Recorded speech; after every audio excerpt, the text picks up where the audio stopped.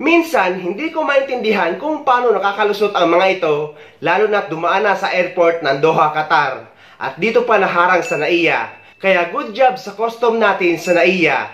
Dahil guys, kilo-kilong droga ang nasabat o naharang sa mag-inang Singaporean na bumiyahe pa sa Dubai, sa Qatar at papunta sa Pilipinas.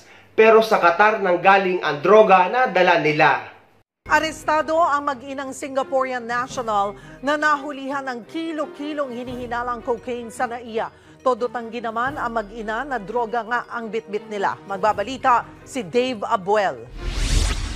Inaresto ng NAIA Interagency Drug Interdiction Task Group ang mag-inang Singaporean na ito sa Terminal 3 kaninang madaling araw. Ang bagahe kasi nila may lamang cocaine na di bababa sa 14 na kilo at nasa 76 million pesos ang halaga. Sinubukan pa raw itong ikubli sa paraang magmumuka itong mga pasalubong na nabili sa airport. They've used a plastic po that would make it appear na binili ito sa duty free. Kung makikita po natin, if we will scrutinize po yung plastic na ginamit, nakasil siya, nakalagay doon yung mga goodies. But of course, yung ating Bureau of Customs, ating Bureau of Customs Examiner, nag-conduct ng toro, doon nakita po na imbis po na mga cookies at mga snacks, yung laman po ng mga tin can and canisters, cocaine po yung nakita po nila.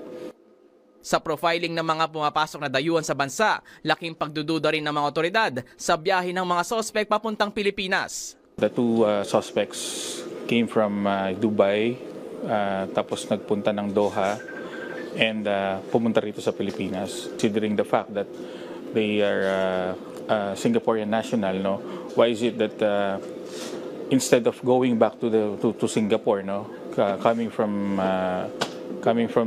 Dubai and Doha, nagpunta sila rito, and apparently, again, dun sa ating initial interview, they are going to another country pa.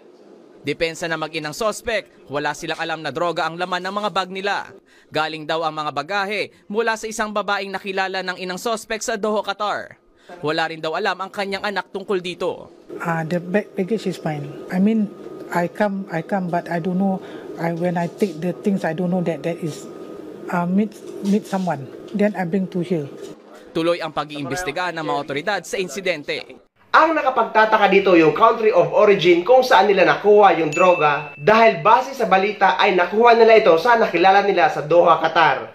So dapat doon pa lang sa Qatar ay na-detect na ito at naharang, lalo na't mas high-tech ang mga screening machine nila.